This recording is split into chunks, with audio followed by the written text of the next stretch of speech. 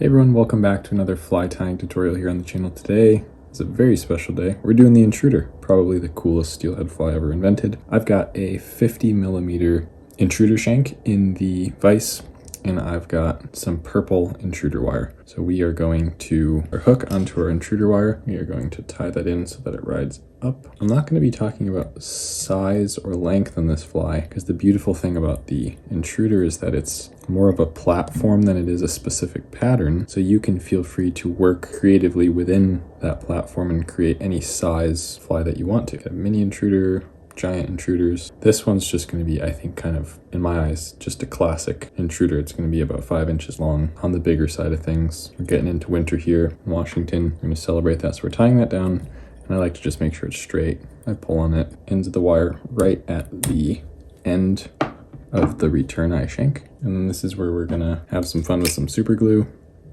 When I have a shank that's this long, 50mm, probably 40mm of the wires tied down, I don't worry about doubling it back on itself, just because the amount of surface area you have after you've super glued that and you ran your thread up and down it, there's just absolutely no way that's pulling out. And then not doubling back on it also makes the fly look a little bit better. So you don't have this giant body, you can keep it pretty sparse. It's pink. I forget what weight these are, but again, you will know when you're tying this better than I will know when I'm telling you how heavy you want this to be. And this one really is not going to be that heavy. This is just acting as essentially a counterweight to all this material. So I'm tying that in, and you'll notice I leave a really good amount of space above the eyes, because what I'm going to do is I'm going to stop tying here, and then I'm going to actually whip finish in front of those eyes. So I want to have a little bit of room. Now essentially your infrastructure for this fly is done. We're going to work back to where we started the wire, and I'm actually going to add a chartreuse hotspot onto the back of this fly. And as always, the color is totally up to you. So we're going for a dubbing ball here.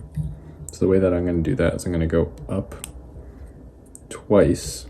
Now you have a divot to follow in the middle of those two wraps, and that gives it some height. That's how you make a good dubbing ball. And now we go back and front tight.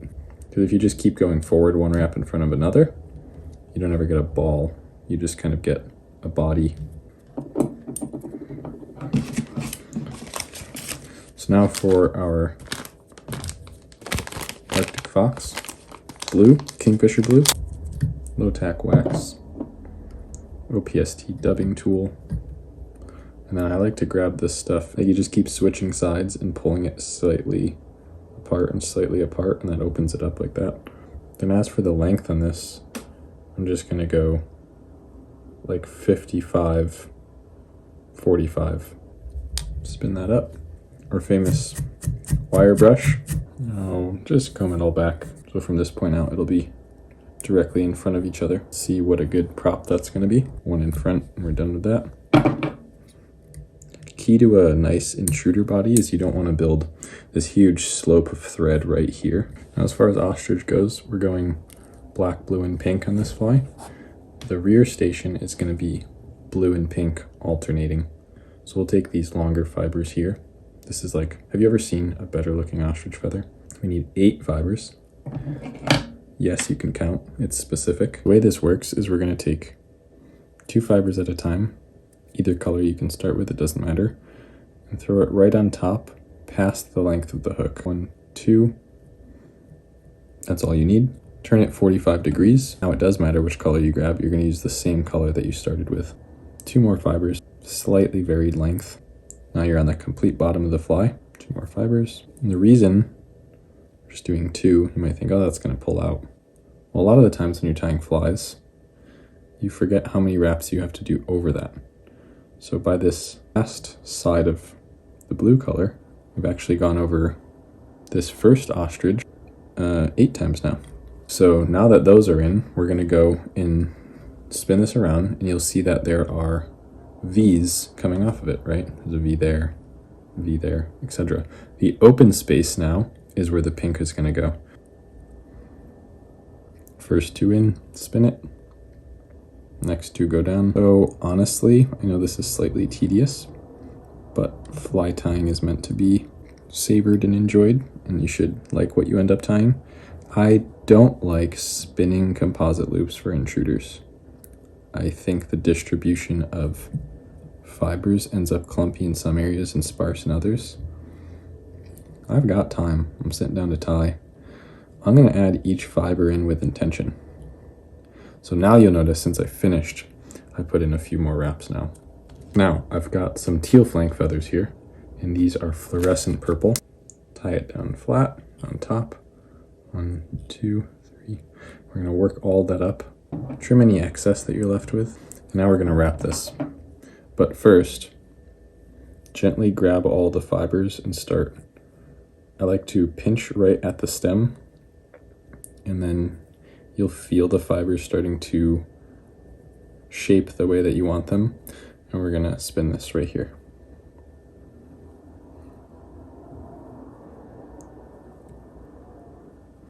Hold the stem at the bottom. Pull your thread tight around it once, then it'll be secure. Put in 3 wraps, and then just trim that. So super cool color combo now. We got chartreuse hotspot, blue Arctic fox shoulder, blue and pink ostrich, and then a purple teal flank feather. Awesome. So now we're going to go with some flat braid right up close to those eyes. And then we're going to do a, forget what this is called in fly tying. It's a, down and back. So we're going to actually start up here, 1 wrap in front of the next. You don't need to go overlap at all, just directly in front. And this one here, I like to pull it nice and tight. Just make sure I get all the way over that, and then we start our back. Tie that off. Now we're going to do the same thing we did right here.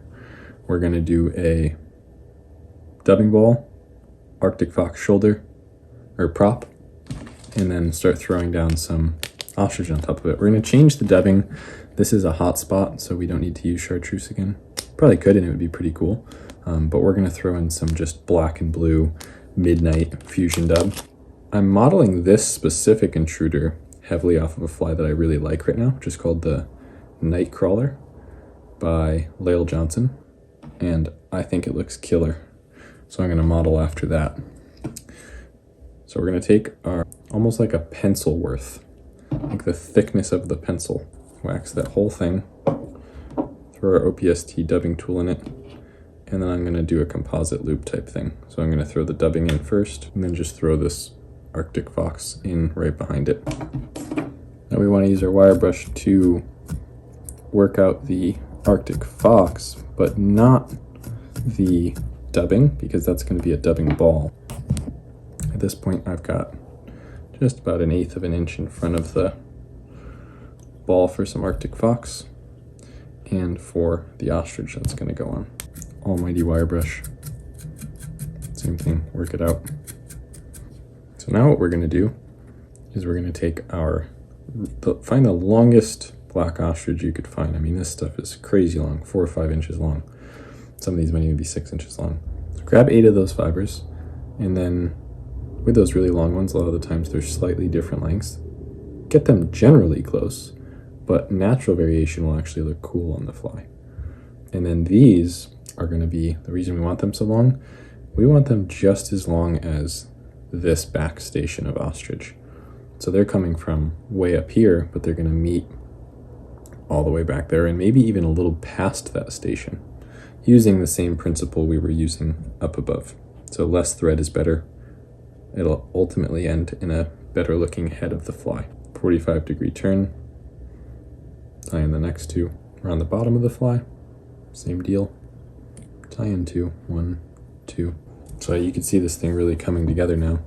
And then, unlike the back where we added in a new color in between, we're just going to take more black and we're going to go around and do the same thing. So we're filling in those spaces now with black ostrich again. So go all the way around the clock one more time. Now we're going to trim all of the tag ends. Now be careful, don't cut your thread. Just go around, get them as close as you can. Now just capture some of that with your thread. Not a lot of wraps.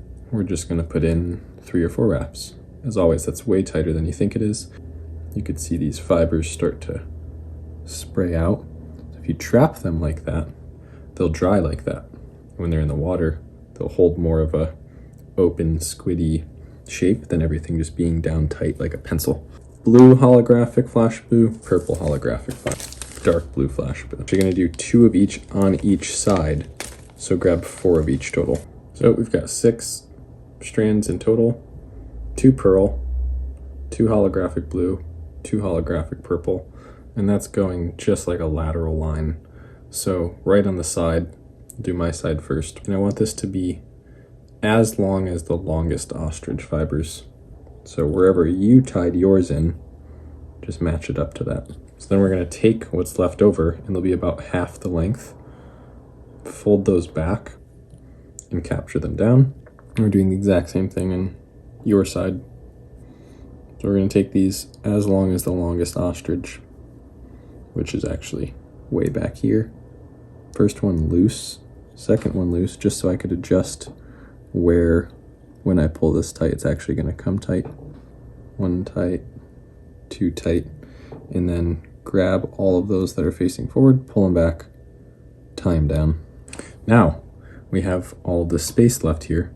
There's a reason for that, right? Now you could end your intruder at the eyes just like this, and that would be a badass intruder. But what we're gonna do is we're gonna tie in a piece of schlappen, give it a little bit more of a silhouette, and then we're also gonna tie in the wing.